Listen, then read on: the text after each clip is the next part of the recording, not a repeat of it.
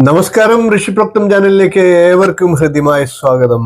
2026 ആണ്ട് ഏവരും പ്രതീക്ഷയോടുകൂടി കാത്തിരിക്കുകയാണ്. 2026 എന്ന വർഷത്തിന്റെ സമ്പൂർണ്ണ പുതുവർഷ നക്ഷത്രഫലത്തെയാണ് ഇപ്പോൾ അവതരിപ്പിക്കുന്നത്.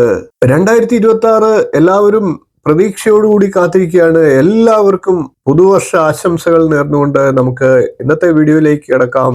ഓരോരോ നക്ഷത്രക്കാരുടെ പ്രത്യേകം ഫലങ്ങളെ പറഞ്ഞു പോകാം. ഇപ്പോൾ നമുക്ക് അത്തം നക്ഷത്രക്കാരുടെ 2026 എന്ന പുതുവർഷത്തിന്റെ സമ്പൂർണ്ണ നക്ഷത്രഫലത്തെ നോക്കാം. അത്തം നക്ഷത്രക്കാർക്ക് വ്യാഴം 10, 11 ഭാവങ്ങളിലായിട്ടാണ് സഞ്ചരിക്കുന്നത്. ശനി 7ലും രാഹു 6ലും സഞ്ചരിക്കുകയാണ്. സമ്മിശ്രമായിട്ടുള്ള അനുഭവങ്ങൾ ആവർത്തിക്കുന്ന വർഷമാണ്. പുതിയ തൊഴിലൊക്കെ ലഭിക്കാനുള്ള സാഹചര്യങ്ങൾ ഉണ്ടായേക്കാം. എന്നാൽ അതിലൊന്നും പൂർണ്ണ തൃപ്തി ഉണ്ടാകണമെന്നില്ല. ഉദ്യോഗസ്ഥരായിട്ടുള്ളവർക്ക് തൊഴിലിടത്തിൽ സുഗമതയും അധികാരവും ഒക്കെ കുറയുന്ന സാഹചര്യങ്ങൾ ഉണ്ടാകും. പ്രതീക്ഷിച്ച സ്ഥാനക്കയറ്റമൊന്നും ഉണ്ടാകണമെന്നില്ല.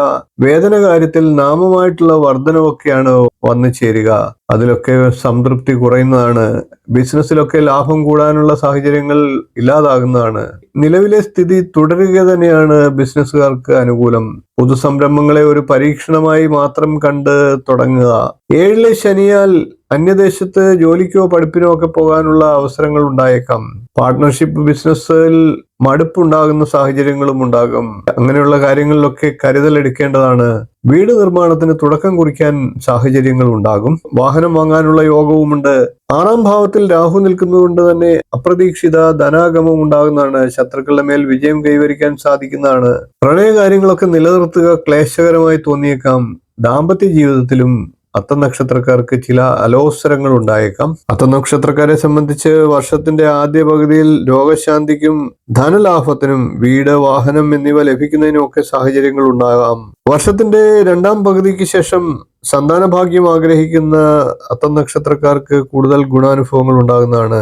കൂടാതെ വിദ്യാർത്ഥികളായിട്ടുള്ള അത്തം നക്ഷത്രക്കാർക്കും വർഷത്തിന്റെ 2ാം പകുതി കൂടുതൽ ഗുണപ്രദമാണ്. വിവാഹ കാര്യങ്ങൾക്കും അനുകൂല സമയമാണ്. ഇനി നമുക്ക് അത്തം നക്ഷത്രക്കാരുടെ ദശാകാലത്തെ ഒന്ന് ചിന്തിക്കാം. അത്തം നക്ഷത്രക്കാർ ജനിക്കുന്നത് ചന്ദ്രദശയിലാണ്. ഏകദേശം 5 വയസ്സ് വരെ ചന്ദ്രദശ എന്ന് കൂട്ടാം. അങ്ങനെ വരുമ്പോൾ ഏകദേശം 12 വയസ്സ് വരെ ചൊവ്വാദശയും, 30 വയസ്സ് വരെ രാഹുർദശയും, 46 വയസ്സ് വരെ വ്യാഴദശയും, 65 വയസ്സ് വരെ ശനിദശയും, 82 വയസ്സ് വരെ ബുധദശയുമാണ്.